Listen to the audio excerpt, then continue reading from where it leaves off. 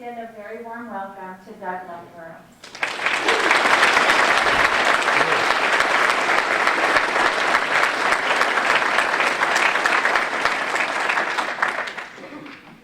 Good morning.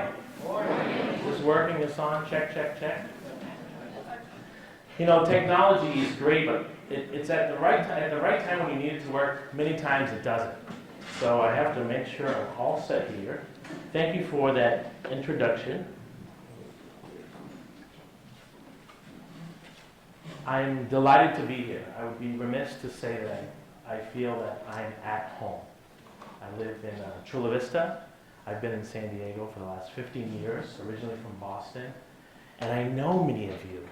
So to those who I haven't seen for a while, great to see you. And for those who are seeing me for the first time, hopefully this is not the last. I'm very happy to be here and honored to be here because all my life I've wanted to have a platform to speak to educators that are educating the thousands and millions of students all across this world. So having an opportunity, you can only imagine from the bio that you heard, from where I come from, to be standing here and talking to you is truly a dream come true. I believe that no one gets to where they are by themselves. And I want to thank and acknowledge just a couple people that are in the room today that are here that I know and that I've invited. He's already been introduced, but he is our superintendent, Chula Vista Elementary School District, who's here today. And the Chula Vista Elementary School District is also taping this event so that you will have it for those administrators who weren't here who want to see the session. If you please acknowledge Dr. Frankie Escobedo.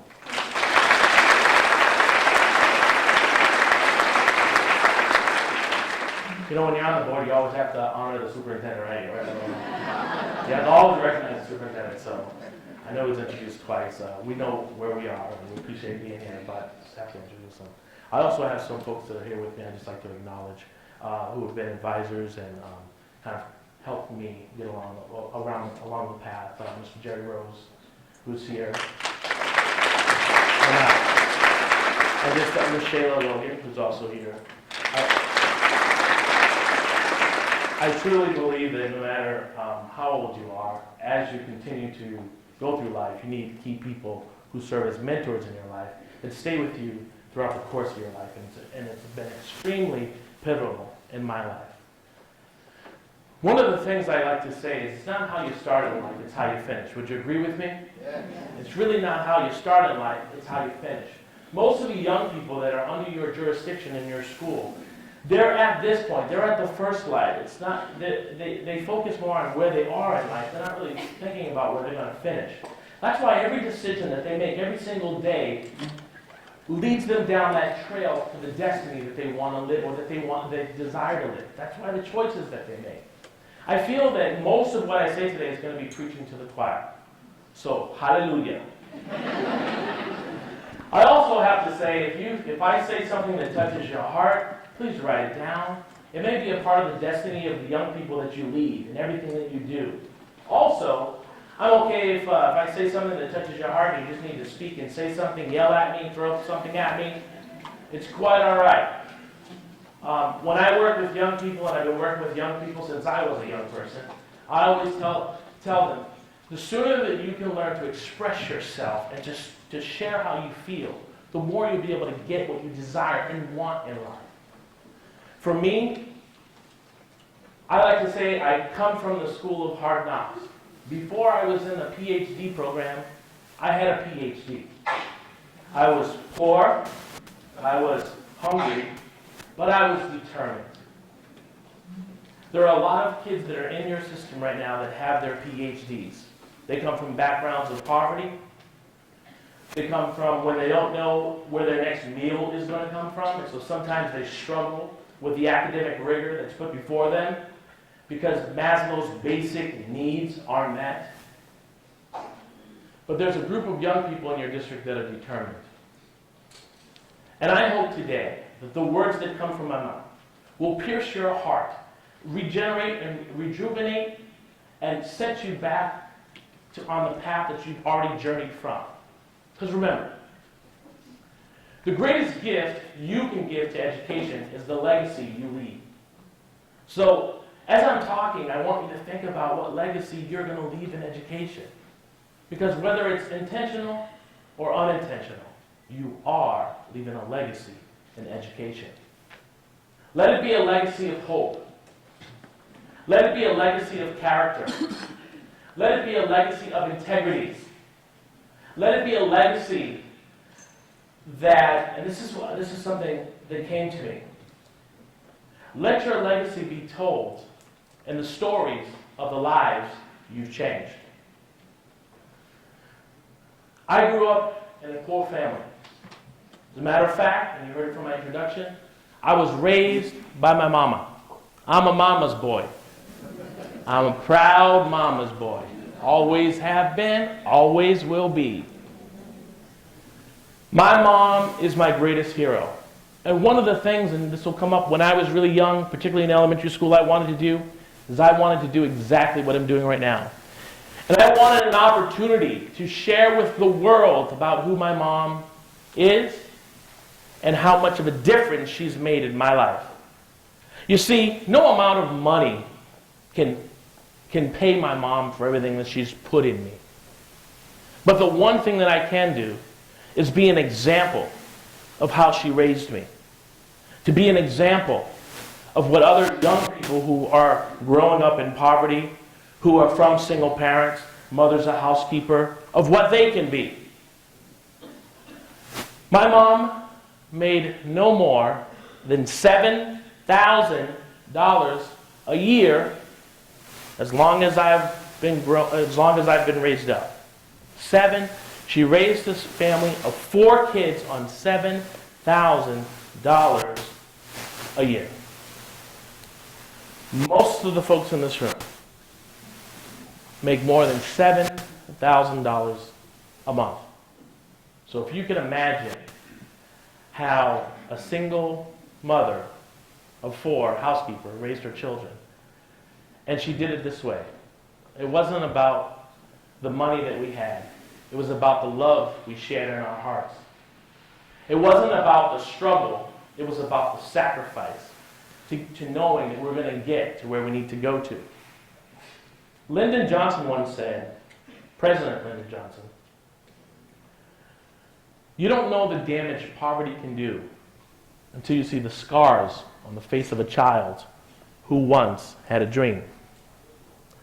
I can't tell you how many faces I see in the elementary school district that I'm a part of young kids in elementary school who are young but are old, who physically are young of mind but old of spirit, who have given up before they even got started.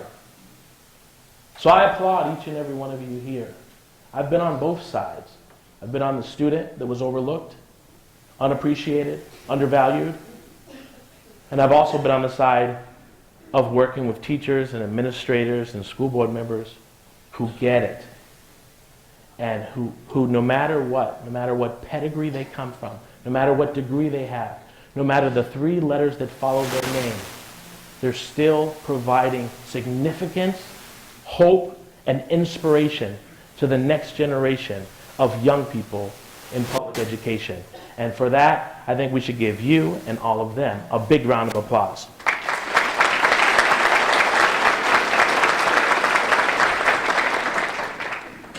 Poverty is a real issue. And it's a real issue in some of your schools. And until we get to deal with that, we're going to continue to have problems and challenges in our schools.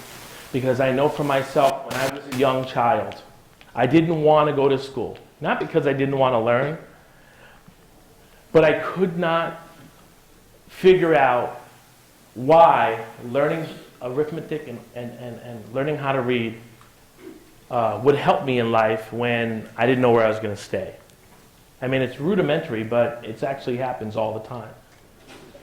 And so I'm going to take you through what a child like me and a child that you have in your school goes through. Most of you know it.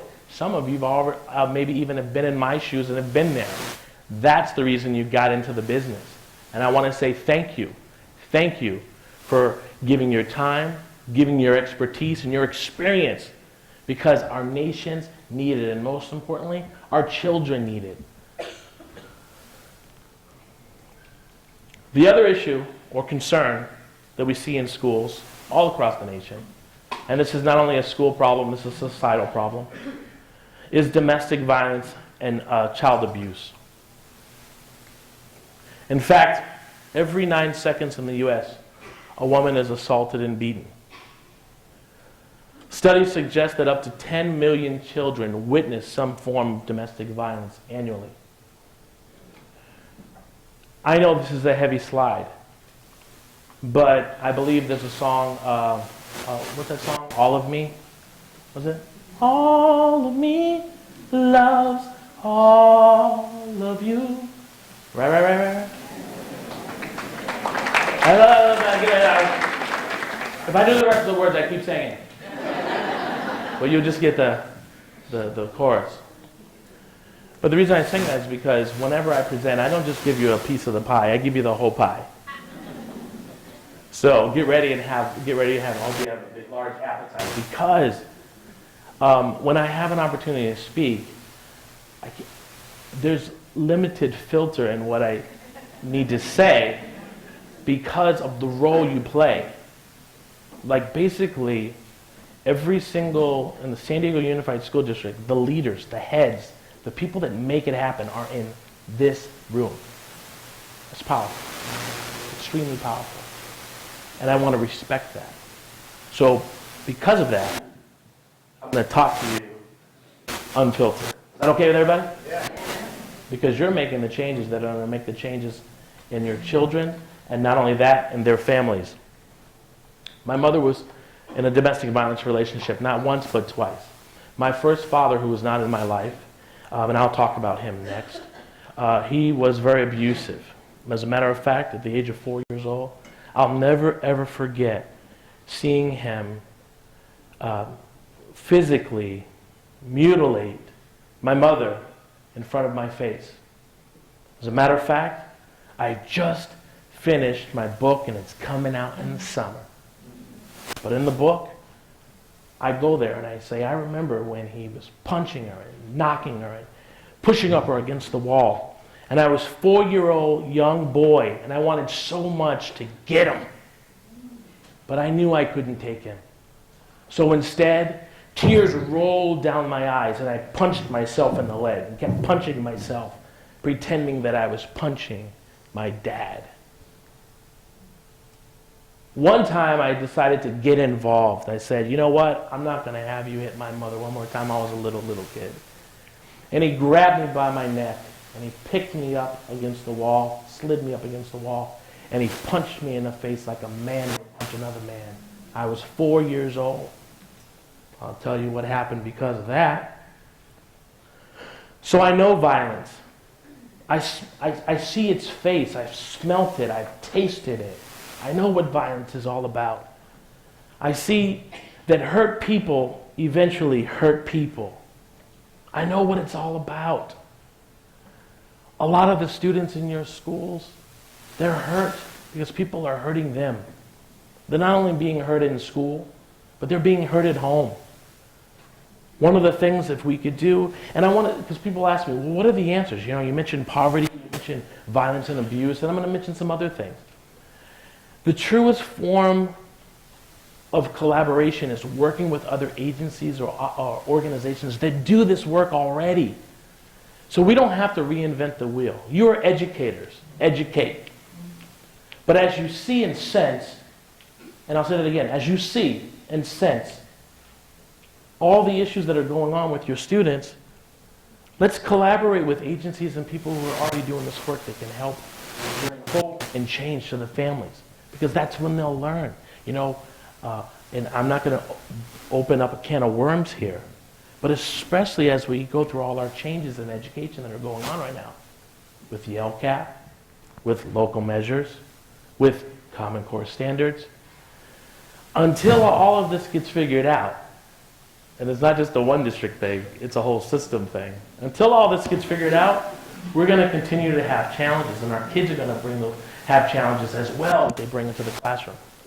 So the message is, collaborate with agencies.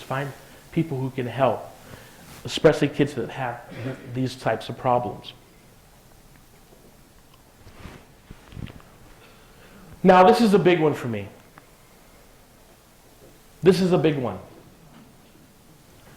Because I've been asking the question when I go and speak to say, where are all the dads? When I go to the schools, when I work in social services, I never see the men. Where are they? It's like in certain social circles, they've disappeared. Now I know that's not the circle here. But you probably can agree with me that you have many students in your schools or in your classrooms, in your district. We don't know where their dads are. As a matter of fact, from the county office, child support services, in San Diego County alone, there's 80,000 child support cases. That's 80,000 in San Diego County dads that have disappeared. 80,000. If we think that that's not going to have an impact on the child of a young person, especially a young boy, we've just lost the game. For me, growing up without a dad was something that still I'm dealing with. And I'm very blessed to be a father. I used to say when I go out and speak all across the country, if you see an African American man about my build, he's 20 years older, would you please tell him that his son is looking for him? Now, as you know, I say that both tongue in cheek. The seriousness to that is, I miss my daddy. I don't have a daddy. Never had a daddy. Just had to deal with it. The other side of it is that I turned out okay. Because I had great mentors in my life. I had people that protected me. I had people that lifted me up. I had people that told me that I can do it. I had people that believed in me when I didn't even believe in myself. I had people to show me the ropes who didn't even come from my background or where I came from, but who saw the potential in me and wanted to help me and make me succeed. And there's many of you that are in this audience today. You have done that to the life of a young person in your district. And I thank you for it. I thank you for it. Because a lot of time in education, you never get to see what happens to the young person that you always knew there was a twinkle in their eye. There was that diamond in the rough, and you just knew if they could get on the right path, they would be okay. Well, today, maybe for you, I represent that person that's in your mind and in your heart. And I want you to know something. From the bottom of my heart, thank you. Thank you for not giving up on these kids. Thank you for believing in them. You know, it's tough to be in education, especially right now. But there's also great opportunity in education.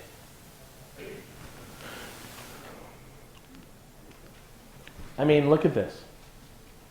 The lowest percentage is 71. The lowest percentage is 71. Without a father in the home, crazy things happen. But I can tell you this. I had a great mom. I love my mom. She's right on. And so for all the parents out there, maybe some of those parents here that you raised your kid yourself, good job. Good job. You did a good job. We have to figure out systems to support. I know in San Diego City Schools, there's a program called Dad's Corps, right? Have you heard of that? Dad's Corps. And that's in some of the schools in San Diego. And we have to build more relationships where we can get fathers and dads back into their kids' lives. Even if things don't work out in the relationship, our children need dads. So I say it strongly, unapologetically, because no one else is really talking about it on a larger scale or know the formula for what we need to do to turn that around.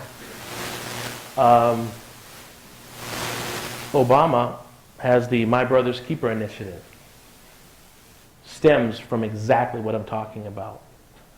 So without a dad, without that male role model, when I started school in elementary school, I was bullied in first grade. I lived across the street from the school, and I would go, so it was easy for me to go there. My mother would watch me go, and I'd go outside the school. But then one day, I met a sixth grader who was hungry for my money. And every day after school, he would say, "Give me your money. If you don't give me your money, I'll beat you up." The first day I said, "I'm not giving you my money," trying to have attitude as a sixth grader. And he punched me in the stomach, threw me against the wall like my daddy did, lifted me up and punched me in the face. Familiar scene for me. So I gave him my money for lunch. Didn't eat lunch that day. Well, the next day it continued. The next day, weeks, it started to continue. All of a sudden, I started getting sick and couldn't go to school. I had stomach problems and would try to stay out of school. Or I'd ask my mom, "Can I go later? Can I just go later? Let the first bell. Doesn't matter if I'm late. Doesn't matter, but do I have to go now?" She said, "Boy, you better get up on out of this house." My mother's from Norfolk, Virginia. So I'll be talking about Mama, but she's kind of Southern. So everything that comes out is going to come from a Southern perspective. She said, "Boy, you better get your butt up out of here." She'd talk like that. One day I went to school, and I got to the building, and I looked around the building, and there he was, my big old bully, looking just for me. So I hid behind the building, as if to try to hide. And as I looked across the street, I could see Mama. Mama looking right at me. So I turned to Mama and said, "Shh." And she said, "Boy." I'm like, "Oh, she's going to kill me. What are you doing? You better get your butt up in the school." And lo and behold, who walks around the corner? The bully. He didn't notice that Mama was across the street. And he grabbed me by the neck and he punched me in the face and he took my dollar and I fell to the ground. And all of a sudden you hear, "Oh no, he didn't!" And out comes Mama. Curlers in hair. Broom in hand. Sleeping gown still on. And slippers. And she is moving like Carl Lewis. Now, I'm not saying I agree with all this, but Mama didn't talk. She let the broom do the talking.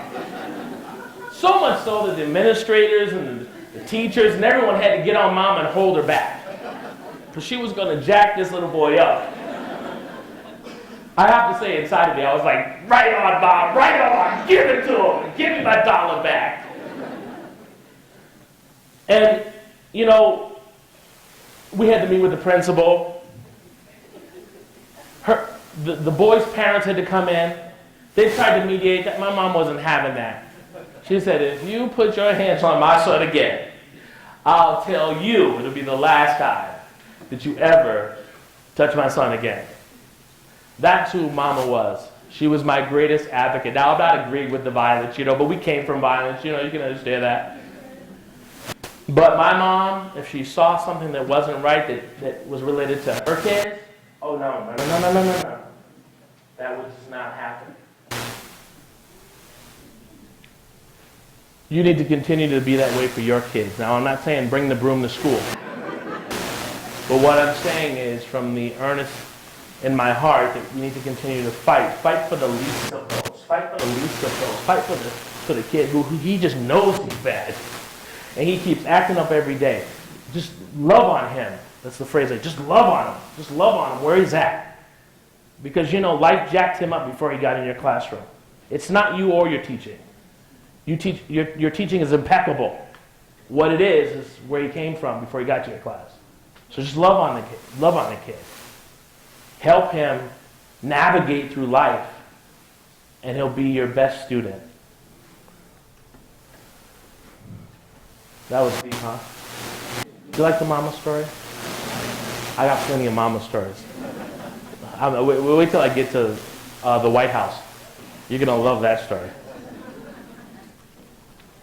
So, the other issue is gang violence.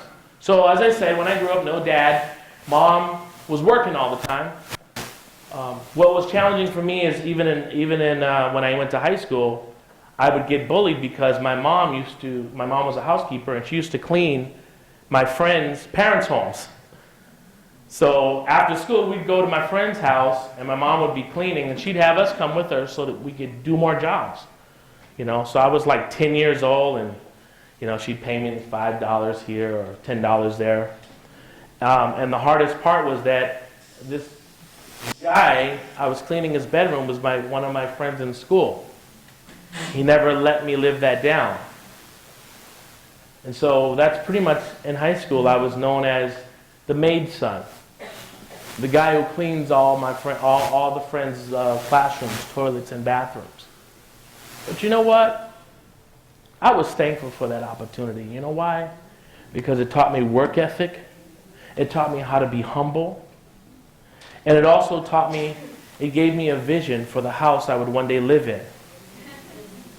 You know what I'm saying? Because if you grew up poor and you grew up in an apartment, you don't know what crown molding is. No. You don't know what surround sound means. Surround sound for me was a boombox. Granite? How about cement? I'm just breaking it down. It's true. Ask now. People who are in environments where they live in an apartment, they know what crown molding looks like and where it goes.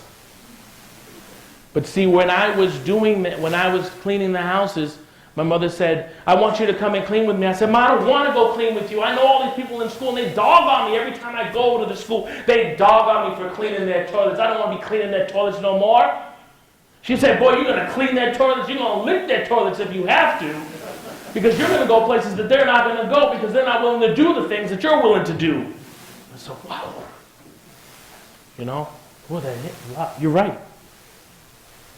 You're going to go places that people dream of going because you're willing to do things that other people just won't do, and do it over and over and over again until what you do becomes who you are, and who you are becomes what you do. In the 3rd grade, I had a traumatic experience. Mama told me I could be a doctor, a lawyer, or a police officer, and then I had a bad teacher. I'm not even going to say her name, but I want to. But even having a bad teacher motivated me to say, you know what, I'm not going to listen to the words that she's telling me right now. She would have me, when I was in the 3rd grade, I moved a lot. We moved a lot. So I moved a lot. I moved to different schools because we couldn't pay for where we were staying. A lot of your kids are transient. They're moving a lot. They're not staying in one school, not staying in one place. So it's hard to retain that information. So by the time I got to 3rd grade, I had problems reading. I had problems with math. And I had problems with speaking in 3rd grade. And my 3rd grade teacher, God bless her soul, would have me go in front of the room every day, it seemed, every day, and read the passage that we were studying in class. She would have me read it out loud to the class, knowing very well that I still could not read. So the first day I struggled, and I said a couple words, and I heard the snickers of the students, and I heard the teacher said, do it, read it, you should know it, read it. And I tried to read it, and I tried to read it, and then all of a sudden I started stuttering. I couldn't get the words out of my mouth anymore. And all the students started laughing, and the teacher said, sit down, we'll try it again tomorrow. 3rd grade teacher. Had a stuttering impediment all throughout elementary school. Was taken out of class for special reading and special math. And he made me take the small bus. I know you got another presentation like that. It's all coming together. I was put in special needs because I couldn't learn. I had some challenges in life, to say the least. Daddy was never in my life. Never had a male role model teach me how to be a man until I was old, and I had to watch television to do that. Thank God for the Cosby Show. I'm just saying, where's the brother going to get it, right? Seriously, it's not going to happen on The Neighborhood. No. I'm just trying to keep it real, as they say. So elementary school was challenging. It's taken me all this time to deconstruct everything that my third grade teacher did to build up inferiority inside of me. It's taken me my whole life. This right here is a testament that I broke through that I rose from that I'm not going to be, I'm not going to let her opinions of me dictate who I am and where I'm going to be. That I'm going to be the one that's going to determine that because of what's inside of me. Unfortunately, though, in high school, since Mama was working all the time, and every teenager at a certain point, maybe many of you know this, around 15, 16, maybe even now 12, 13, every young person wants to feel that they have power. Every young person. They call it independence. Can I drive the car now? Can I drive the car? You just got your permit. Can I stay out later? I need to stay out later. I'm 16 now. Can I sleep over at that person's house? Well, who are they? I don't know, but they're having a sleepover. Can I sleep over? There's a degree of independence that happens when you're in teenage years. But I think it's all based on trying to get independent power. And if that power doesn't come at home, usually, depending on what background you come from, people will go and get that from the street. So for me, I was involved in I grew up in the 80s. We have 80s folks in the house. 80s folks in the house? Yeah. Graduated high school around 84, 88. Okay? So I went to high school 84, 88. Anyway, what was really big back then is breakdancing. Anybody remember breakdancing? We got any breakers in the house? Any breakdancing in the house? Oh, we got one? Okay, right here. Come on.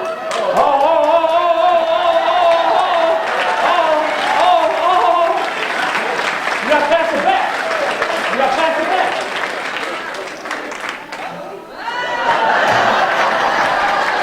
Let's give a round of applause. Thank you. I'll pay you later. So I got involved in breakdancing. I was like all into breakdancing. I was like the boogaloo guy, I was all electric boogaloo. I was all up in it, I was all Mr. Breakdancer. We would go to the street corners and put the cardboard down, put the music on, and then we were getting it on, you know what I mean? I'm a little bigger now, but I still got the move. Come on now, don't count me out. I was all into breakdancing. I immersed myself in it because I was looking for a way to channel my energy, most importantly my anger. And so I just got all into it. But I didn't recognize the crowd that was forming around me. The crowd that was forming around me, they had the same similar. They were from poor families. Mama was the only one raising them, and they were up to no good. So what happened to me is I started getting up to no good. So I was a good kid, but I was hanging out with the wrong people. And so we started breakdancing, and it was all good. Matter of fact, we worked at a dance studio, Charlotte Klein Dance Studio. We were this group of rough riders coming in with the ballet and the tap. And here you had these urban guys wearing Puma sneakers and, the hat. I used to have a flat top, and they used to also call it a gumbo. And I had all different kind of hairdos. And usually when I walked into the dance studio, all the moms would grab their pocketbooks and put them real close, grab their little girls, their little princesses, and keep your eyes straight. Don't look over there. But the one who ran the studio believed in us. We looked like a bunch of misfits. Don't get me wrong. We looked like you might want to call 911. I'm just telling it like it is. Because that's the real deal. And she believed in us. She saw something in us. So she gave us an opportunity to start teaching breakdancing at the dance studio. And I was 14 years old, and it was one of my other jobs besides helping with my mom in house cleaning. And I started teaching little kids and their grandparents in the same class, intergenerational, how to pop, how to lock, and most importantly, how to build their relationships together. It was amazing. But unfortunately, I couldn't kick the social circle that was around me. I say it this way: hang around people that lift you up and don't bring you down. Hang around people that fill your cup and who aren't pouring it out. Extremely important. Not even in school, but in your own life. Hang around people that lift you up, that make you feel good for you, that value the gifts that you bring to the world. Hang around people that lift you up and don't bring you down. Hang around people that fill your cup and who are always not trying to pour it out. That's how, and the superintendent, your superintendent, was sharing a little bit of that, about how she made a choice to live her life that way. It's the same thing with me. I hang around people that lift me up and don't bring me down. I hang around people that constantly are pouring water in my cup and who are not trying to spill it out. The group that I hung around with always were trying to pour my water out. I would do a move, I would do a signature move, and they'd be like, "Oh, that's all right, watch this." And they'd do another move. So you know what happens when you start to do that, right, with breakdancing? You start doing stuff that you're not really ready to do. So the next thing I know, I'm trying to do a head spin. And spin on my head. I'll show them. And I whipped my leg around, spun on my head, my neck went click. And I fell down, and I couldn't move for a second. And I said to myself, I'm letting my peer influence do this to me. Maybe they're not the right people that you should have in your life. I sprained my neck, thank God. Didn't break my neck, I wouldn't be here today. Sprained my neck, and I started to realize that my friends maybe aren't who I think they are. But I was already in. Now anybody that's been in a gang, don't worry, I won't call you out. I know you're working for the district now. We want to keep things copacetic. Job security is important. But when you're connected to a gang, there's two ways you get out. You get jumped out, which you could almost get killed, or you get killed. I figured out a third way. I'll share it later. But I guess technically I'm still him. Dr. Escobedo, please don't hold that against me. But they're doing all the wrong things. As a matter of fact, that little breakdance gang turned into a real gang. And what we did is we owned neighborhoods, which should sound familiar. And folks didn't come in our neighborhood unless they were with us. And if they weren't with us, they risked their lives.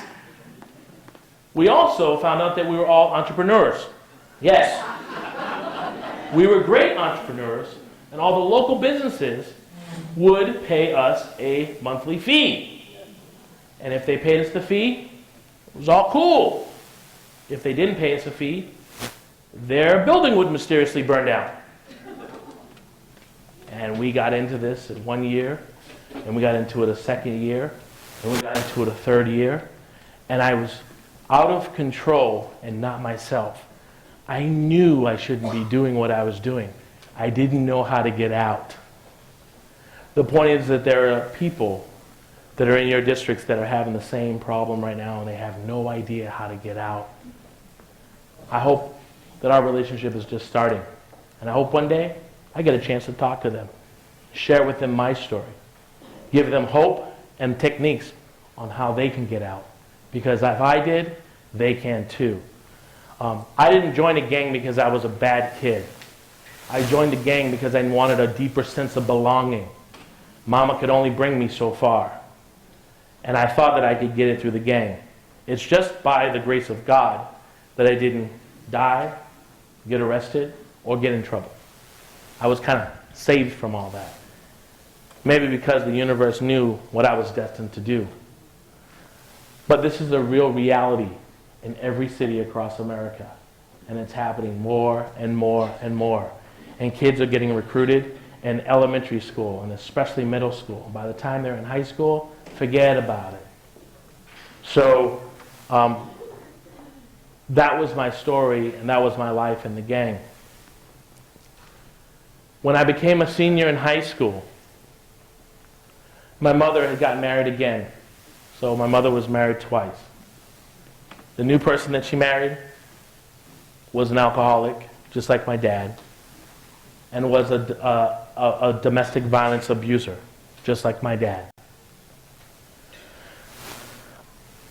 I love my mom, but I don't know why the decisions always came back to the same character of a man that she felt she deserved. One night, and this is really personal, but I share it anyway. My mom called us in a room.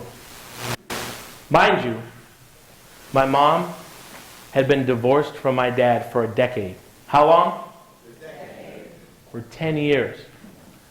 But she felt like she couldn't go on her own 2 feet. So she stayed in the house.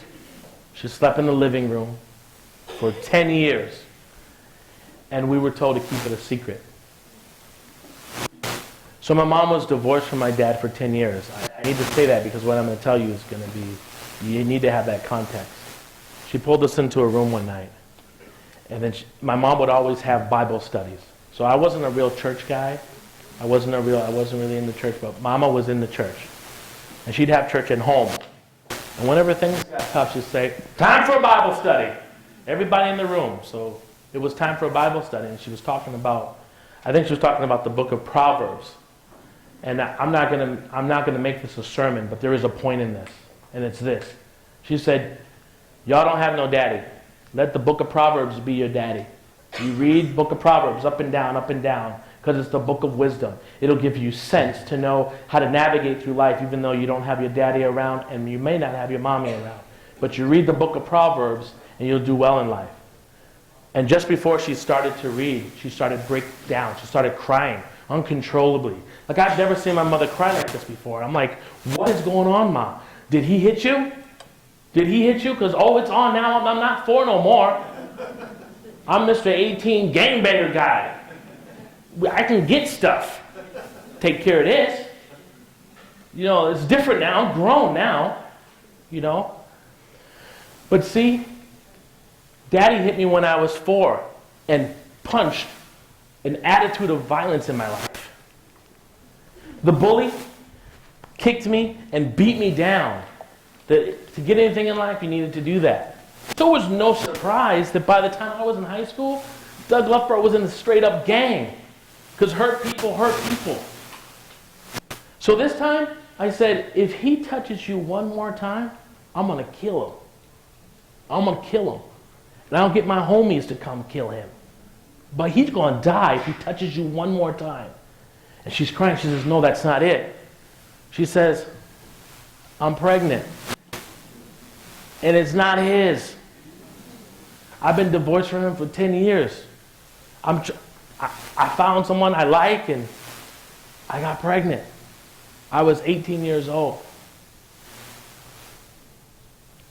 And I said to my mom, "It's okay. It's not your fault. He never lived up to be the man he should have been for you. And you need love too. So I'm not hurting nobody."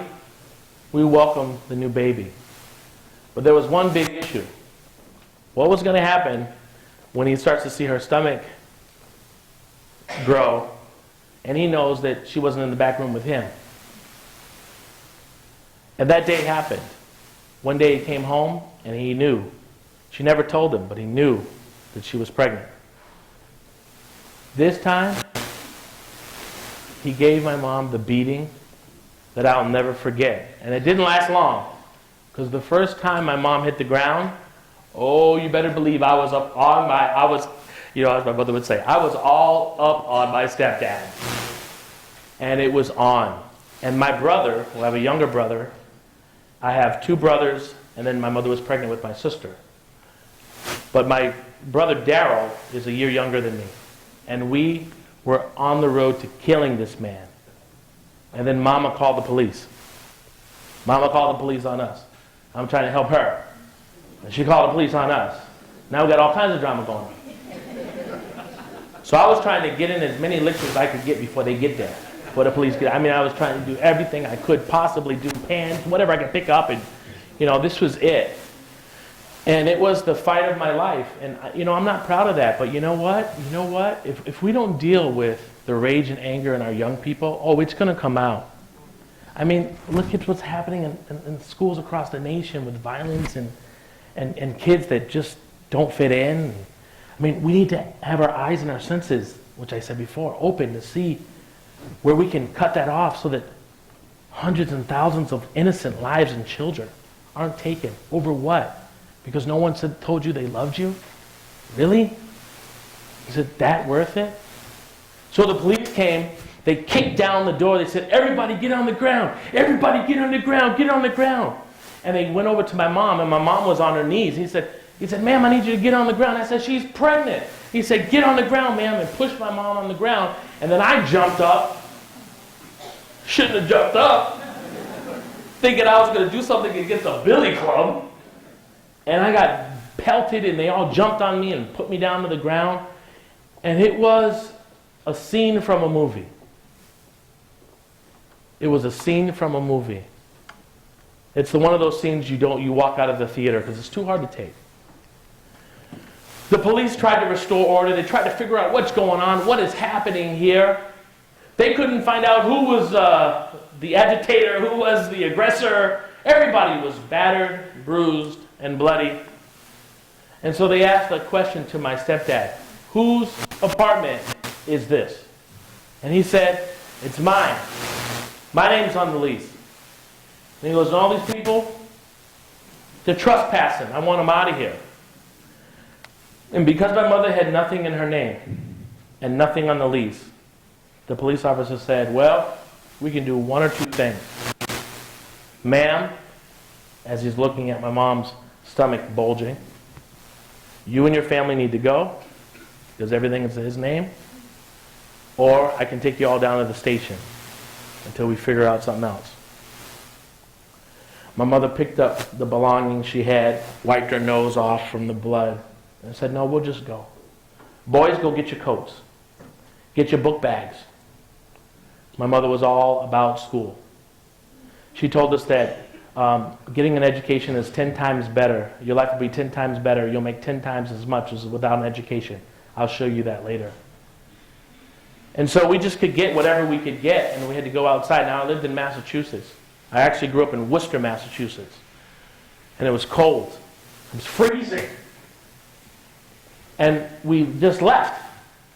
We just left. Well, Mama didn't drink, Mama doesn't drive, and Mama doesn't smoke. So where are we going?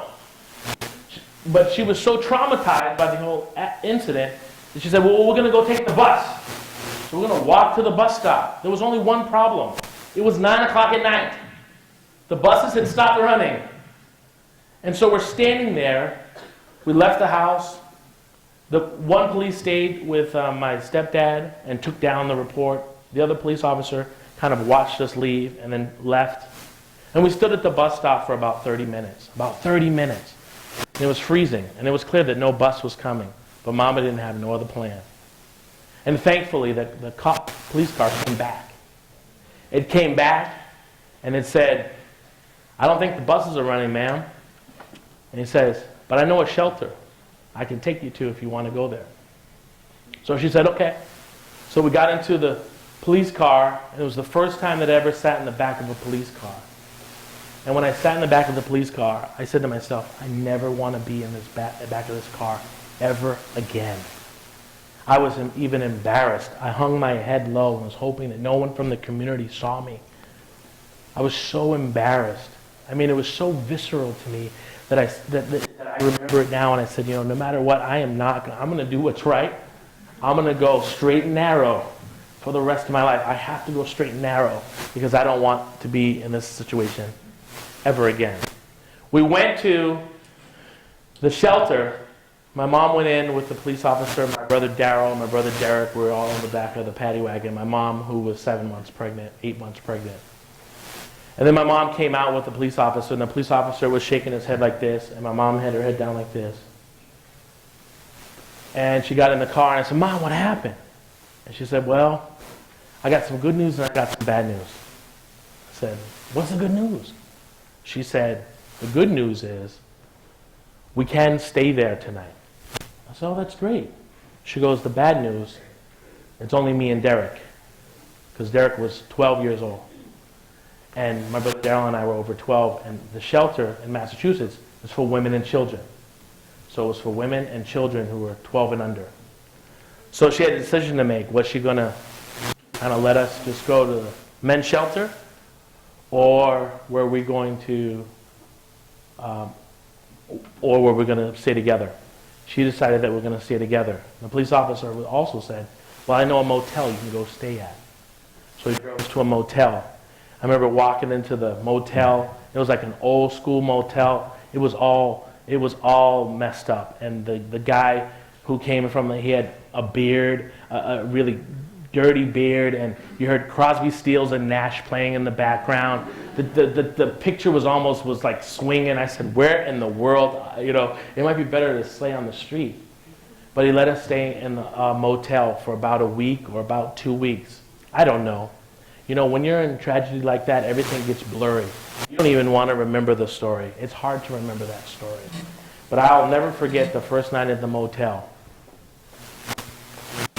The whole night in the motel, the lights were out, and all you could hear is the moaning and the wailing and the crying of multiple people in this room, but no one said anything.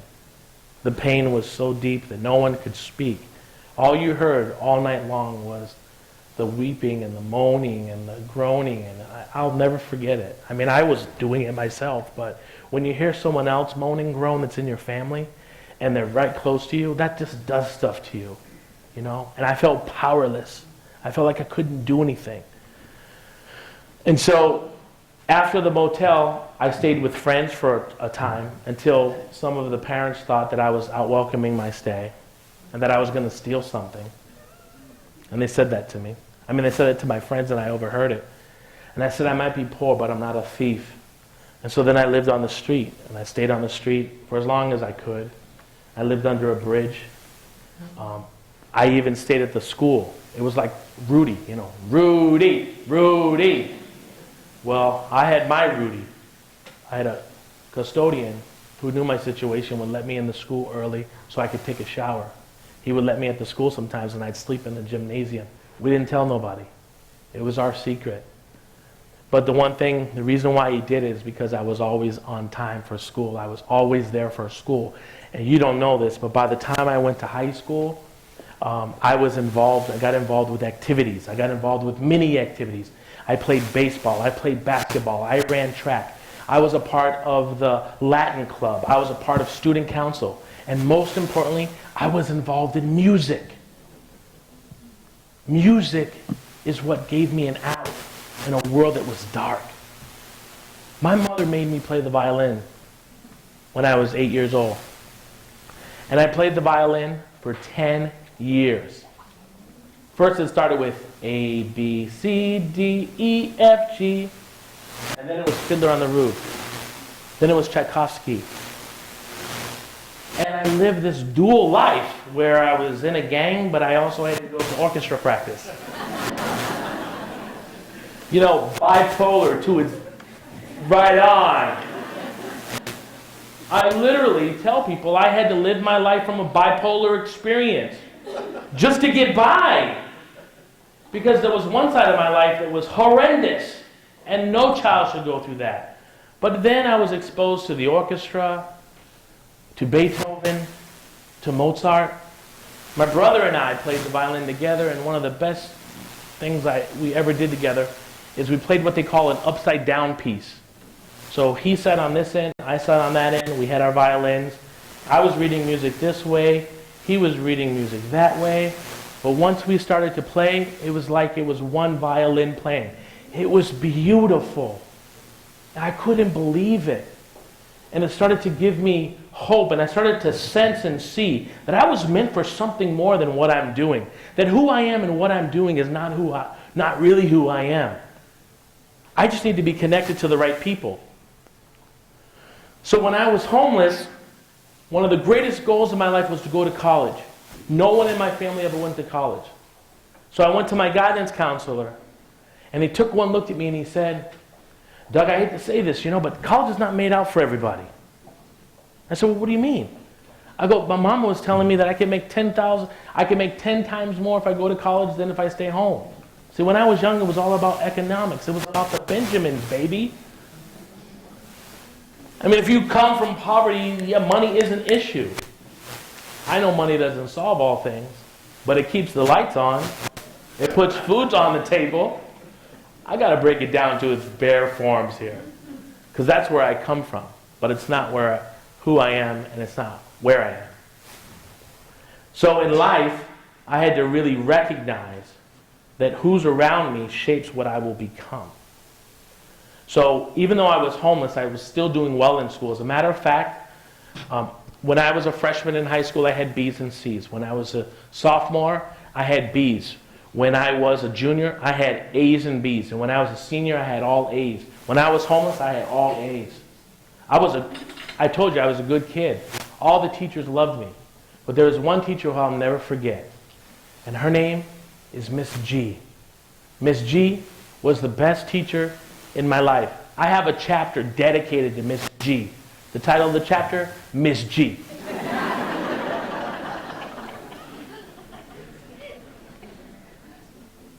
I mean, I got chills saying that. You know why? Miss G is 96 years old. I still talk to Miss G. And I'm jumping the story. I'll get back to Miss G. But when I graduated college, Miss G got a card from me. Matter of fact, Miss G saw me on TV, right in her living room, because the speech that I did was televised, because the President of the United States was there. So it was live all across America and all across the world. C-SPAN, CNN, and your local TV network was playing that. And Miss G was in her home in Worcester, Massachusetts, and she's sitting there, and I opened my speech up by singing. Sing it, Doug. That's later in the show. Miss G was my music teacher. Miss G was my music teacher. From freshman year to senior year, I was with Miss G. First, my brother Daryl and I were in the orchestra. We played with Miss G, freshman and sophomore year. Whatever Miss G wanted me to do, I did. If the teachers were having behavioral problems with me, they called Miss G. Miss G talked to me, I straightened out. Whatever, the principal, anyone had problems, they called Miss G. You need to talk to they call me Dougie back. You need to go talk to Dougie. You need to straighten that young man out. He's being disrespectful. Whatever Miss G said to me, I was on point.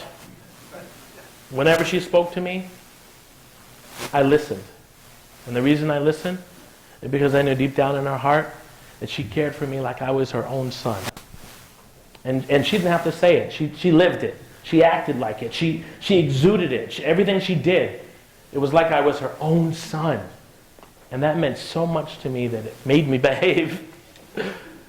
I put the violin down and I started singing. And I was president of my choir in high school. And I loved it. I loved it. I love to sing. I'm ready. I'm about ready. You all ready to sing? I'm about ready to sing up in here right now. You ready? You ready? All right. So as the song comes to you, start singing with me. I know you'll know this song. I've got sunshine on a cloudy day. When it's cold outside, I've got the month of May. Hey, yes, you say, what can make me feel this way? My girl, talking about my girl. All right, thank you. I'm going to take you guys on the road with me. Next month I'm in Kentucky. Book your tickets now. But it was music, ladies and gentlemen, that gave me my aha. That I did have something to give this world. That I did have a gift. And I did need it to channel it in the right direction. It was music that helped me when I was applying to college, even though my guidance counselor told me that I wasn't college material. I had to go outside of the school system. My principal didn't know what to do with me. My guidance counselor didn't know what to do with me. My mother, on her own advocacy, self-advocacy and efficacy, found an educational opportunity center. It was called an EOC back in the day, under Lyndon Johnson's TRIO program days. And they looked for first-generation, low-income minorities to help get them into college. The woman's name Pam Bovere. She had blonde hair, lived on the other side of town, but she could see talent from a mile away. And she said, Doug Luffborough, you don't know me, we come from different walks of life, but you're exactly what colleges are looking for. And I nearly passed out. Because all my life I've been looking for one person to help me. I don't need a group of 10. I just need one person to believe in me. I still believe that. At a different level, of course. I just need one person to believe in me. I just need one person to give me a yes. I just need one person to say, hey, we believe in you. We'll give you an opportunity. She believed in me. Just like Miss G. Just like Mama Love. She believed in me and encouraged me. And she helped me apply and navigate the whole college system. Because, you know, if you don't come from that, it's really daunting. And it's really hard to do if you don't have people helping you. She helped me apply to all the schools, independent and outside of school, away from my guidance counselor. She said, you don't need to see him no more. Now listen, I will say this. I don't blame my guidance counselor. See, many of us see so many kids that go through and through and through that sometimes with the demands of the job, we sometimes only see what's on the outside of people and never really look on what's the inside of people. On the outside, I was a homeless, former gangbanger, causing trouble kid. And yes, if you would frame it like that, maybe college isn't for me. But on the inside, if you took some time to know me, you would find out that I'm what every college needs. And that's a person with grit, a person who doesn't give up, a person with determination, a person that's been knocked down day in and day out from the people who've been closest to him all his life, but still gets back up. And that's what Pam saw in me. So together, we applied to 5 schools. And I'm happy to announce that I got into every college that I applied to. All 5. 1, 2, 3, 4, 5. The stuttering, I lost that stutter. The academics was enough to get me on all 5.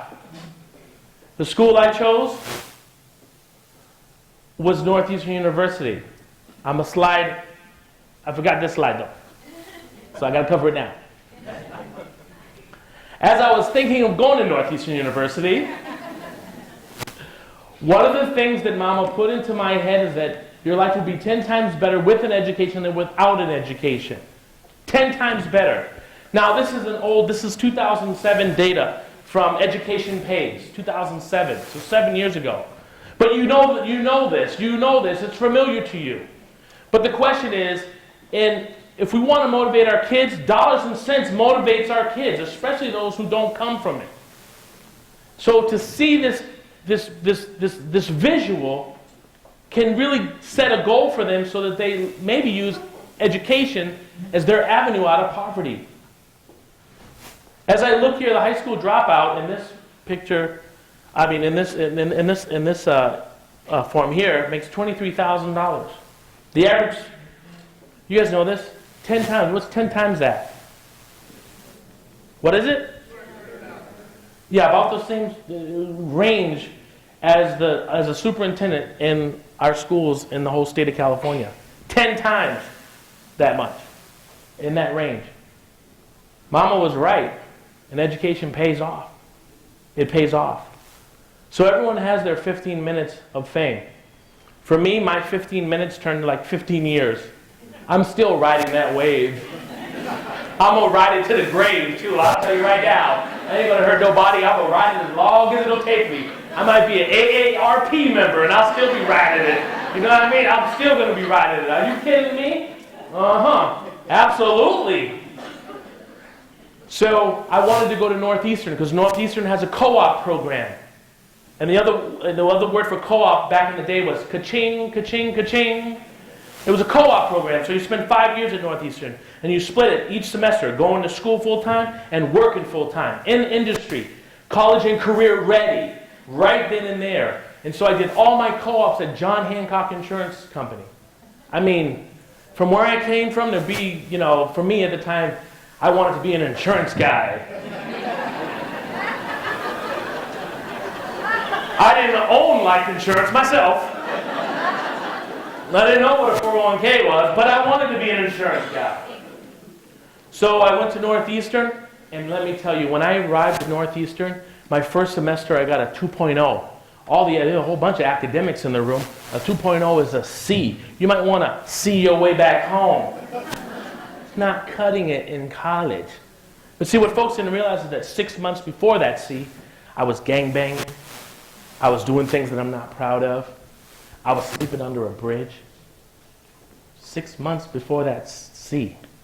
So it took me a while to acclimate to the academic rigors of Northeastern University. And I set a goal, because goal setting is extremely important. My goal was, by the time I graduate, I will get a 4.0. Not cum, each semester. It'll go up. I got a 2.0. Freshman. Sophomore, 2.5. Middle year, 3.0. Junior year, 3.5. Senior year, 3.9. I got involved in residential life. Now, if you know my story, you know why I'm all over residential life. Free housing, free meals. This happened in college. Because it was all you could eat. Are you kidding me? I was eating all day.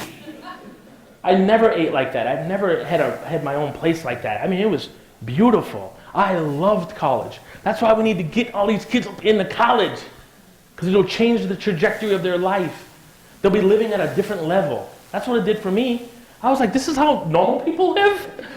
This is how normal students my age live? Oh, I didn't know that. A little refrigerator? I want a little refrigerator. Can I borrow your refrigerator? You know what I'm saying? You go to college.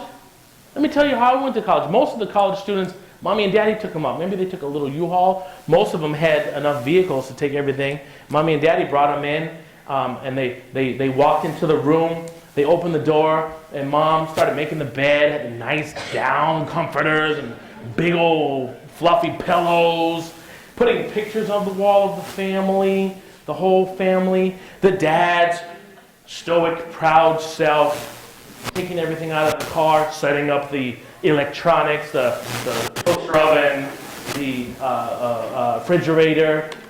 And I'm sitting here, and I just took a Greyhound bus to college. Mama couldn't go. Mama don't drink, drive, or smoke. All I had was a backpack. And I had some stuff for a bed. Mama told me to use my backpack as a pillow. There were no pictures on the wall. And there was no refrigerator. But I was at college. That's right.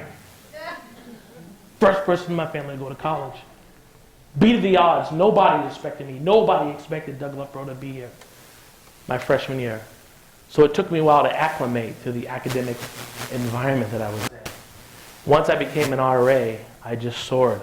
My heart was to help people. I started helping all the students. I talked the students from killing himself and committing suicide. And I walked right into it like you wouldn't even know that it was a suicidal situation, because I walked right into the room and said, hey man, what's going on, dude? What you doing, man? You can't jump from there, dude. What are you thinking? I said, I've been where you've been before. See, my story is really complicated. It's so complicated, I tried to commit suicide when I was homeless. I went to the bridge. I knew exactly where the bridge was. I knew exactly where I wanted to jump. I wanted to do it in rush hour, get it over with. I wasn't playing that I want attention. I wanted to kill myself. I didn't tell you that. This was before I got into college. And I had this homeless guy say, hey man, he starts acting like my mom. God has a plan for you, dude. He had a bottle of Jack Daniels in one hand, and he had a Bible in another. And I'm looking at this guy like, dude, who are you? Leave me alone. Don't want to jump. Leave me alone. And he said, man, there's hope for your future, man. And when he said hope, it made me not want to jump. True story. So fast forward, I'm at Northeastern, I'm an RA, I'm doing well, and then this guy's ready to jump out the window, kill himself. I said, dude, I've been exactly where you are. And he looked at me like, you have? I go, yes. I go, let me tell you a story. You got some time? He's hanging, getting ready to jump off. Police down, fire department putting one of those things down, trying to catch the dude. The police didn't make it up to the room yet. I'm the RA on duty. And here I am talking to this guy, knowing that if he does this, his life is done. Mommy and Daddy just brought him to college. So I told him my story, and I said, you know what? I'm going to tell you what someone told me, man. There's hope for you. There's no way you'd be at Northeastern if you weren't going to set the world on fire. Now what I need you to do is I need you to step out on that window and come on in here. And we can continue our conversations. I can show you how to get to where you need to go. But I can't do this if you don't get off that window. And I'm telling you, as your RA, I will write your butt up if you don't get on that window. I'm with you, man, and I'm here for you. Now get off the window. And he stepped down, and he started crying. And I got in between him and the window, and I hugged him like my mother hugged me when I came home and told us that I was going to jump off a bridge. It was surreal, and I didn't have training. It was this innate ability to be able to respond when needed. Sometimes you'll go through situations in life and you're wondering where the purpose and why, the meaning behind why you did it. That day I recognized why I went through so that I could save another life and not just mine. By the time I became a senior at Northeastern, the only thing I can say is, forget about it. Forget about it. I had one last thing to conquer, and that was public speaking. As you know, I stuttered in 3rd grade. So the competition went out to be the student commencement speaker of the class. And I applied. My reasons were personal. I applied with all the student leaders, all the valedictorians, everybody. I went through the first round, and I made it. Wrote my speech myself. Went through the second round, and made it. Came to the final round, and I said, hold up, wait a minute. This is my last shot at this. Is this the best I can bring to this? Don't I have something in the back of my back pocket that I can do to kind of push me over the edge with all these great other people? And it hit me, boom. Start your speech off singing. Just like you did with Miss G all those years, who believed in you. Every time I would sing, I would feel at ease. I was at my best. So that's what I did. I had an opportunity to speak at the Boston Garden at the time. Now it's the Fleet Center. And I didn't know that the keynote speaker who would speak right after me would be none other than President Bill Clinton. The White House emblem was right there when I went up to speak. But I decided that I was going to sing a song. I was going to just shock people. But it was my greatest way of releasing my nerves. I mean, you guys know where I come from, and here I am speaking in front of 14,000 people, live on live television. The president is sitting to my left. Senator Kennedy, the late Senator Kennedy, is sitting to his left. Senator Kerry is there. Governor Dukakis is there. And I'm sitting right amongst these men. The homeless kid. Mother's a housekeeper. Dad's never been in his life. Greatness will always find its way to where it needs to be. We just need to keep going. Don't stop. When people knock you down, you get back up. Greatness has a way of being where it needs to be at the right time, place. But you can't stop. You can't give up. We need to teach our kids to not give up, to have a grit, stick-to-itiveness about themselves. That it's not over. It's not over. That their past does not have to punish their future. I was the first African American that I know of, male, that ever was the student commencement speaker at Northeastern University, ever, that was formerly homeless and a former gang member, who also preceded a president of the United States who was president at that time. Pretty amazing.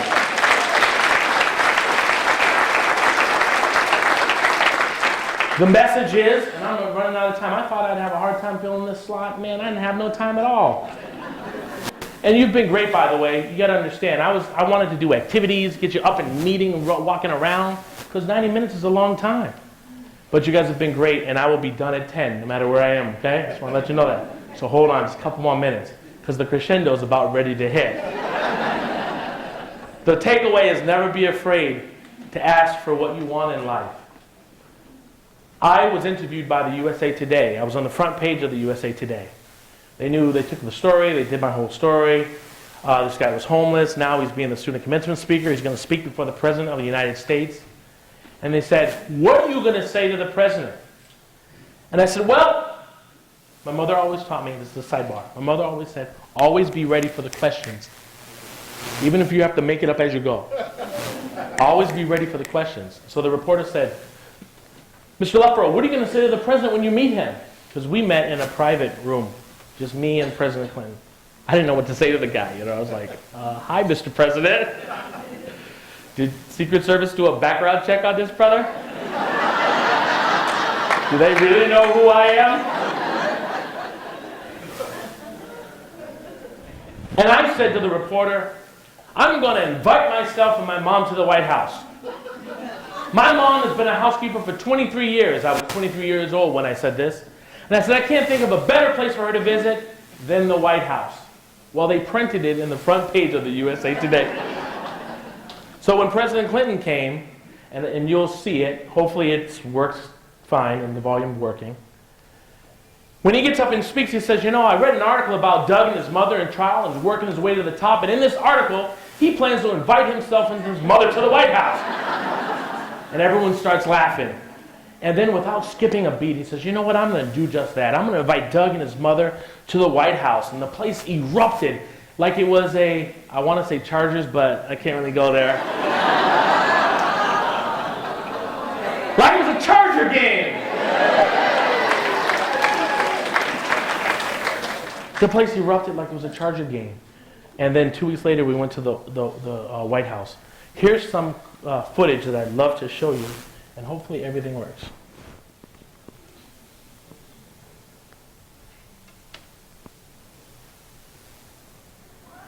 Daylight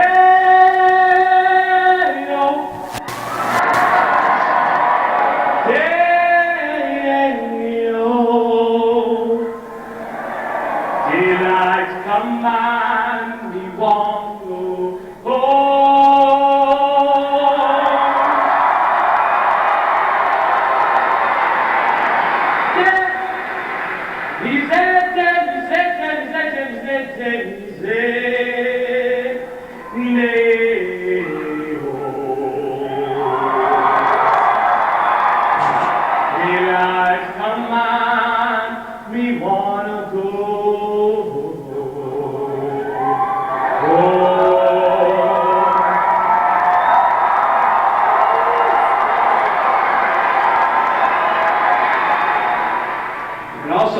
I was deeply impressed by Doug Luffborough, and if I could sing like him, I wouldn't be up here today as president. I read an article about Doug and his mother and his family and his trials and working his way through college before I came here.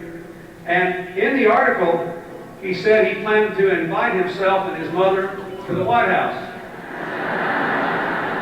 Well, I'm going to beat him to the punch. I'd like for Doug and his mother to come to the White House. If any man in America knows what having a good, hard-working, strong, loving, and disciplining mother can mean, I certainly do. I know it can make all the difference in the world, as it did for Doug and as it has for me. And I think it would be appropriate, just sort of as a symbol of all the parents who are here, if Doug's mother, Mrs. Elsa Luffborough Minster, would stand up. I think she's over there. Stand up.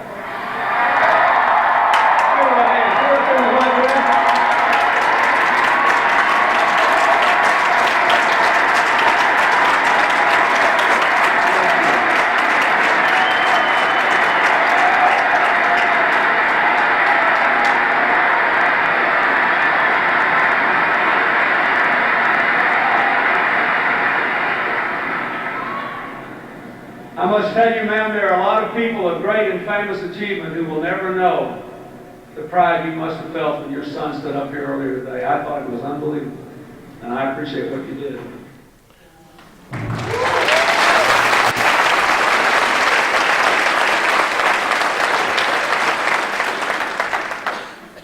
Right on. And to all the parents that have children here, you've raised them up, and they're doing great things. I want to thank all the parents, all the moms, all the dads. Even if you're a guardian of a young person, thank you for what you're doing in raising those kids, because you just never know where they're going to end up to be, and it makes a difference. All my life, my mother said to me, Douglas, you need to learn how to have good home training. Good home training will take you far in life. And she said, do your best in school, but more than getting good grades, be a good citizen. Learn how to behave, be a good kid, always help people, always give back to others. Do your best in school, but I'm more concerned about you becoming a big citizen in life. So to all the parents, thank you. And when you go back to your school campuses, I want you to think about what you just saw there, and about the young people who in your school need to have that cap and gown and live their own experience because of the good graces that you've given them to be where they are today. Can you give yourselves one more big round of applause?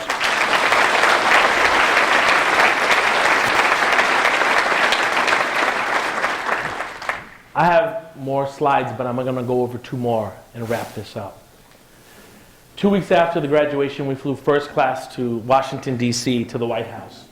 When I went to the airport, I was walking and I met my mom, and we were there, and we put our ticket up to the counter, and the lady behind the counter says, "Hey, you're the Dale guy. You're the guy that sang that Dale song." And she says, "Oh my God, is this your mother? I saw her on TV, oh my God." She looks at my ticket and she says, "Why aren't you flying first class?" And I said, "Ma'am, the White House is picking up the seats. I'll take whatever seat I can get. It's a free ride." She goes out and gets her supervisor. Her supervisor comes back in the room. The supervisor comes out. The supervisor looks up and says, "Hey, you're the Dale guy. You're the guy that said Dale. You're the guy that sang that Dale song." I said, "Yes, ma'am." She goes, "Are you going?" "Oh my God, it's a Dale guy, it's a Dale guy. He's going to the White House." She said, "Today, United Airlines is going to take care of the ticket. You and your mother are going to fly in first class, seats 1A and 1B. As a matter of fact, we're going to put you on the plane right now so you can get your seat and get comfortable. We want to feed you. We want to give you some food." And so we basically had our own meal, and everyone else was still waiting. What I didn't know is that they told everyone on, back at the ticket counter, "Hey, the Dale guy's on the plane." The guy who was formerly homeless, the gang guy who spoke before Clinton, and now he's going to the White House. I had instantly over 250 new friends. I never kissed so many babies and shake so many hands and signed so many autographs in my young life of 23. It was amazing. But we're just regular people.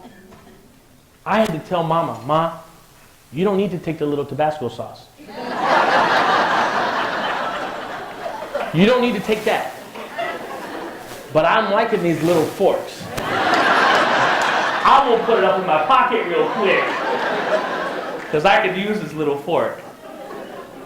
And we flew first class, and we landed in Washington, D.C. We were picked up by social services, yeah.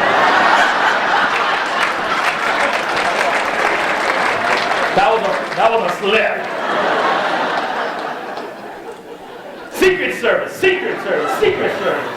We were picked up by Secret Service. Secret Service, when Secret Service rolls deep. They got the little earpieces. They're like, RoboCop. I was like, wow. And they Mr. Luffborough. Yes, we will be escorting you to the St. James Inn, the premier residence, where all of the guests of the president stay. We rode in the White House limo with the flags just like chilling in the wind. We stayed at the St. James Inn. My mother had her own room. I had my own room. The whole hotel was bigger than where I grew up in.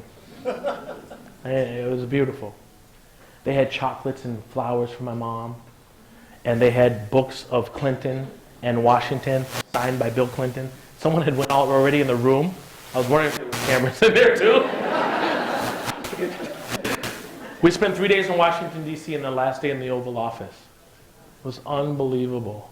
We were treated like royalty. For the first time in my life, my mom, Mama Luff, Elsa Luffborough Mensa, was treated like the queen that she is by the President of the United States of America. It was amazing. The last day we're in the Oval Office, and we met with President Clinton, and he said, "Doug, have you ever thought about a career in politics?" And I looked at him like a deer in the headlights. Are you crazy? Interesting, I'm an elected school board member. Yeah. So he treated us so nice. He treated my mother so kind. He was amazing. And he said, "Doug, if there's anything I could ever do for you, let me know." Now I'm going to lead with this. If the President of the United States of America tells you, if there's anything I can ever do for you, let me know, piece of advice, take him up on the offer. Or take her up on the offer. That's exactly what I did. My brother and I decided that we wanted to go to Harvard. We wanted to go to the #1 school in education. I applied to one grad school.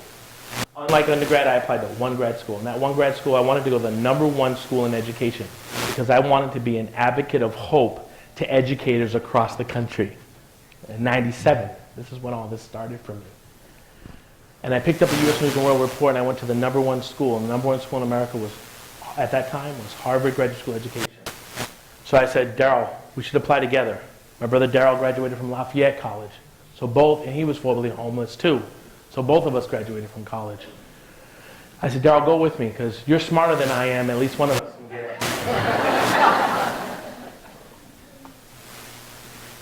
On April Fool's Day, 1996, we both applied. But we didn't apply alone. I called George Stephanopoulos. George Stephanopoulos, he was the chief of staff at the White House at the time. And I said, "George, Doug Luffborough, you know, way back, Massachusetts guy, homeless, open Dale, open for Bill. Can you relay a message to the president?" He said if he could ever do anything for me, let him know. Well, can you let him know that my brother Daryl and I are applying to Harvard, and anything he could do, we'd really greatly appreciate it. Maybe he can call President Summers, who was the president of Harvard, and put in a good word for us. Well, he not only did that, he called Senator Kennedy and Senator Kerry, and they both wrote both brothers' recommendations. And both Daryl and Doug went to Harvard and graduated the same year in 1997. Now, here's what I got to say about Harvard. It's one thing to get into Harvard. The stories you don't hear about are the people who don't make it at Harvard. And there are a lot. They don't tell you those stories. You just hear about the people who get in. And here's where I'm going to bring it to a close. You have to continue to challenge the kids in your classroom to the highest degree, to be able to excel. Because you know what? I almost flunked out of Harvard.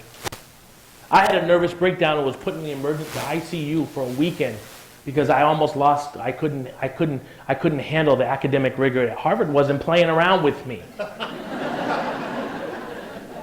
So in a way, my elementary school, middle school, high school, and even Northeastern failed me because they didn't challenge me enough to be able to walk into an Ivy League school like Harvard and just be able to deal. I had to go through like therapy. But there was no way I was going to quit because I don't come from a family of quitters. And I wasn't by myself, I was with my brother. And Doug and Daryl Luffborough graduated from the Harvard Graduate School of Education. And my brother Daryl, the next year in '98, became a principal. He's been a principal this whole time. He's a principal in Rhode Island. In Rhode Island. Yeah, in Rhode Island. And fortunately for me, I've been doing this since that time. I've been speaking all across the country to anyone who will listen, and telling my story and how it could relate to other people, particularly people who come from challenging backgrounds, single parents. Not a lot of money, but that they can be somebody and that they can do things.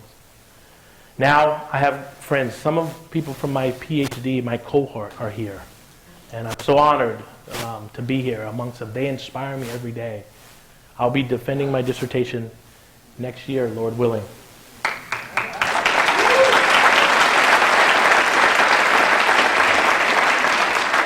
I've had the pleasure to be involved with the Chula Vista Elementary School District as a board member for 6 years. I started off as a parent in the back of the classroom volunteering for school site council. And then an opportunity came up, which was an appointment and then election. And I asked myself one question. Is the best use of my intellectual capital in the back of the classroom or behind the dais on the school board? So I went for it. I was a virtually no-name, but people were able to see through the political banter and realize that I want to do what's best for kids. And I don't need to run for school board again. I don't care if you don't vote for me. Vote for the person you think could do a better job. I don't need your vote. I don't want your vote. I don't even want your endorsement. That didn't go over very well, but I still got in office because that's just who I am. I'm not. So I share that with you. Great job. Thank you. Thank you. I thought he was going to complain. Angry parent. You know, and it's funny because last night we had a board meeting, and he actually did speak, but it was all good. It was for the right cause. It was for his daughter, right? It was for his daughter, and that's why I'm doing it. Same reason, and so I support that. I want to go quickly because I'm out of time, but I have to go over this last slide, and that's this. This is my family. You may think that the whole time I've been presenting that I was by myself, but really, they've been with me all the time. If I may, I'd like to introduce you to them as I depart. I couldn't do what I'm doing without my lovely wife, Claire. We met in Boston. She went to Boston University. She's from the Bay Area. We've been married for 14 years, and she keeps me on the right path. Next is McKenna. We call her Kenna Benna. Kenna won the Optimist of the Year award for her school and won the speech contest for her school, loves hula, and plays basketball. Next, we have Michaela, a.k.a. Crazy KK. KK does hula, she loves gymnastics, and she also placed second in the district speech competition. Wonder where she got it. Chip off the old block. Wonder where she got it from. She placed second in the speech competition, and she is just a sharp young lady, much like her mom. Next is my main man. That's my Dougie. He's my teach me how to Dougie guy. And I love Dougie. I mean, what can I say? I've always wanted, I just wanted kids in general, but having a little boy. My interactions with Dougie really shows me how much fathers are needed in the lives of young sons. Dougie likes basketball. He loves video games. I can't get him off of the DS. And he loves my iPad. And last, but certainly not least, is Maylani. We call her May. She's AKA Trouble Child. I'm like this not because I don't have hair, it's because it's all gray. So I shave it all off. May is something else. May is the apple of my eye.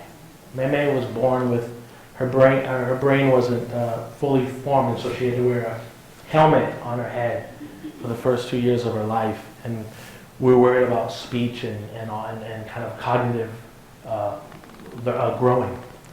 But she's awesome. This is my family. They are the wind beneath my wings and help me each and every day remember why I do what I do. I want to thank you all for having me here. As a matter of fact, thank you.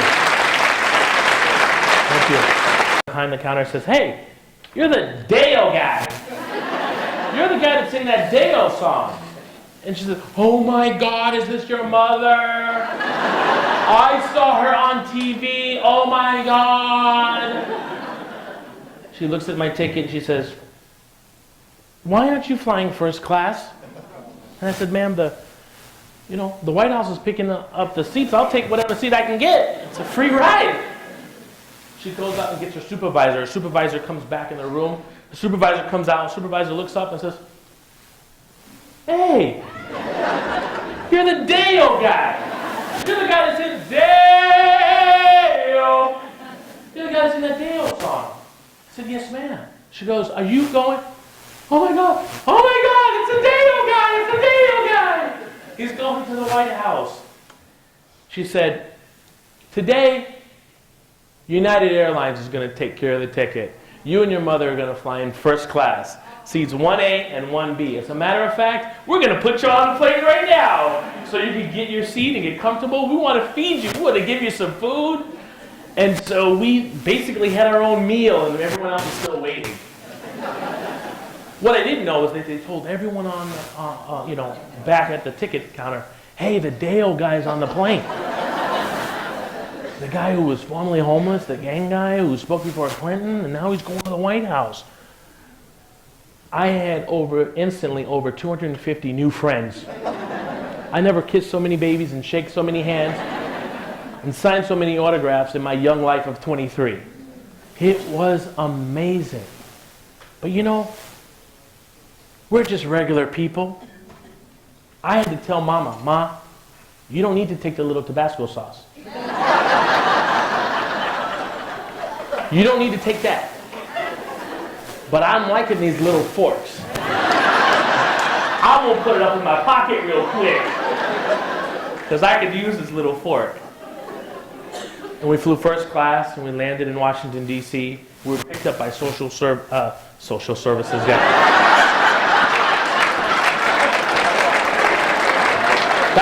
That was a slip.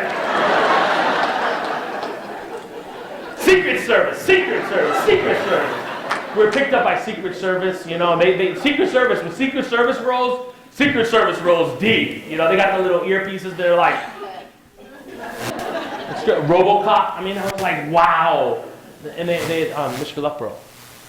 Yes, we will be escorting you to the St. James Inn, the premier residence, where all of the guests of the presidents stay. We rode in the White House limo with the flags just like chilling in the wind. We stayed at the St. James Inn. My mother had her own room. I had my own room. The whole hotel was bigger than where I grew up in. It was beautiful. They had chocolates and flowers for my mom. And they had books of Clinton and Washington signed by Bill Clinton. Someone had went out already in the room. I was wondering if there were cameras in there too. We spent 3 days in Washington, D.C. and the last day in the Oval Office. It was unbelievable. We were treated like royalty. For the first time in my life, my mom, Mama Luff, Elsa Luffborough Mensa, was treated like the queen that she is by the President of the United States of America. It was amazing. The last day we're in the Oval Office, and we met with President Clinton, and he said, Doug, have you ever thought about a career in politics? And I looked at him like a deer in the headlights. Are you crazy? Interesting, I'm an elected school board member. Yeah. So he treated us so nice. He treated my mother so kind. He was amazing. And he said, Doug, if there's anything I could ever do for you, let me know. Now I'm going to lead with this. If the President of the United States of America tells you, if there's anything I can ever do for you, let me know. Piece of advice, take him up on the offer. Or take her up on the offer. That's exactly what I did. My brother and I decided that we wanted to go to Harvard. We wanted to go to the #1 school in education. I applied to one grad school. Unlike undergrad, I applied to one grad school. And that one grad school, I wanted to go to the #1 school in education because I wanted to be an advocate of hope to educators across the country. In '97, this is when all this started for me. And I picked up a U.S. News and World Report and I went to the #1 school. And the #1 school in America was, at that time, was Harvard Graduate School Education. So I said, Darryl, we should apply together. My brother Daryl graduated from Lafayette College. So both, and he was formerly homeless too. So both of us graduated from college. I said, Daryl, go with me, because you're smarter than I am. At least one of us can get it. On April Fool's Day, 1996, we both applied. But we didn't apply alone. I called George Stephanopoulos. George Stephanopoulos, he was the chief of staff at the White House at the time. And I said, George, Doug Luffborough, you know, way back, Massachusetts guy, homeless, open Dale, open for Bill. Can you relay a message to the president? He said if he could ever do anything for me, let him know. Well, can you let him know that my brother Daryl and I are applying to Harvard, and anything he could do, we'd really greatly appreciate it. Maybe he can call President Summers, who was the president of Harvard, and put in a good word for us. Well, he not only did that, he called Senator Kennedy and Senator Kerry, and they both wrote both brothers' recommendations. And both Daryl and Doug went to Harvard and graduated the same year in 1997. Now, here's what I got to say about Harvard. It's one thing to get into Harvard. The stories you don't hear about are the people who don't make it at Harvard. And there are a lot. They don't tell you those stories. You just hear about the people who get in. And here's where I'm going to bring it to a close. You have to continue to challenge the kids in your classroom to the highest degree, to be able to excel. Because you know what? I almost flunked out of Harvard.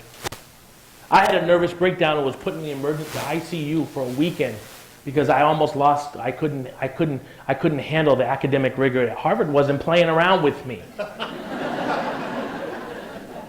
So in a way, my elementary school, middle school, high school, and even Northeastern failed me because they didn't challenge me enough to be able to walk into an Ivy League school like Harvard and just be able to deal. I had to go through like therapy. But there was no way I was going to quit because I don't come from a family of quitters. And I wasn't by myself, I was with my brother.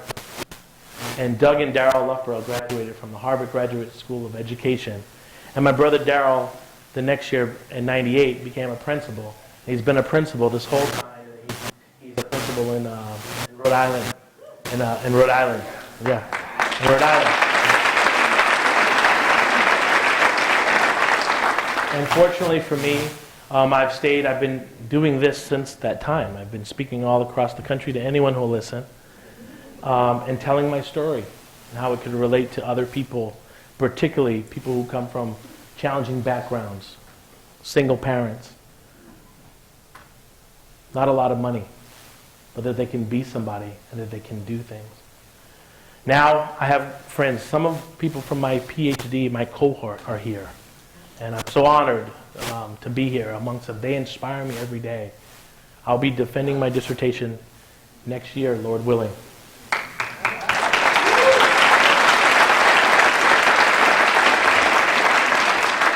I've had the pleasure to be involved with the Chula Vista Elementary School District as a board member for 6 years. I started off as a parent in the back of the classroom volunteering for school site council. And then an opportunity came up, which was an appointment and then election. And I asked myself one question. Is the best use of my intellectual capital in the back of the classroom or behind the dais on the school board? So I went for it. I was a virtually no-name. But people were able to see through the political banter and realize that I want to do what's best for kids. And I don't need to run for school board yet. I don't care if you don't vote for me. Vote for the person you think could do a better job. I don't need your vote. I don't want your vote. I don't even want your endorsement. That didn't go over very well, but I still got in office because that's just who I am. I'm not. So I share that with you. Great job. Thank you. Thank you. I thought he was going to complain. Angry parent. You know, and it's funny because last night we had a board meeting. And he actually did speak, but it was all good. It was for the right cause. It was for his daughter, right? It was for his daughter, and that's why I'm doing it. Same reason, and so I support that. I want to go quickly because I'm out of time, but I have to go over this last slide, and that's this. This is my family. You may think that the whole time I've been presenting that I was by myself, but really, they've been with me all the time. If I may, I'd like to introduce you to them as I depart. I couldn't do what I'm doing without my lovely wife, Claire. We met in Boston. She went to Boston University. She's from the Bay Area. We've been married for 14 years, and she keeps me on the right path. Next is McKenna. We call her Kenna Benna. Kenna won the Optimist of the Year award for her school and won the speech contest for her school. Loves hula and plays basketball. Next, we have Michaela, a.k.a. Crazy KK.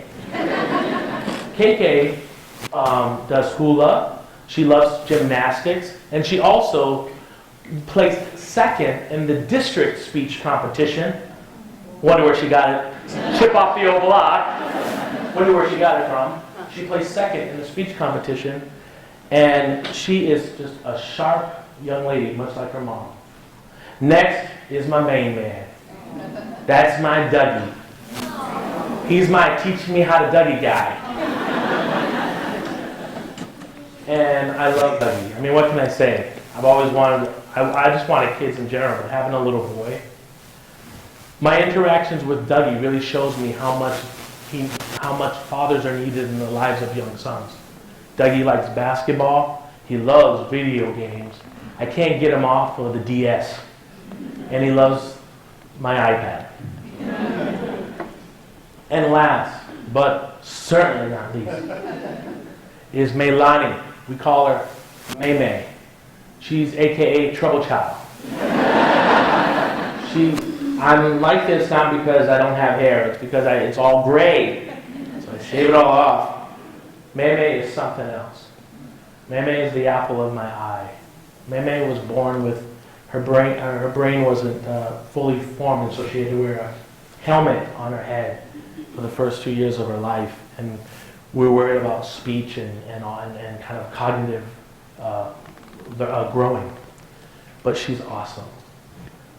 This is my family. They are the wind beneath my wings, and help me each and every day remember why I do what I do. I want to thank you all for having me here. As a matter of fact, thank you. Thank you. Thank you. I appreciate it. Thank you. I'm going into a break right now. But I sincerely want to thank you for having me. This is an honor for me. This is an honor for me to be here. I hope that this is not goodbye, but until the next time, I'd love to come to your school. I'd love to continue working with you and your students and your teachers. And I want to also just thank personally, when I moved to San Diego, I moved here because I have a mentor, and her name is Lori Guth.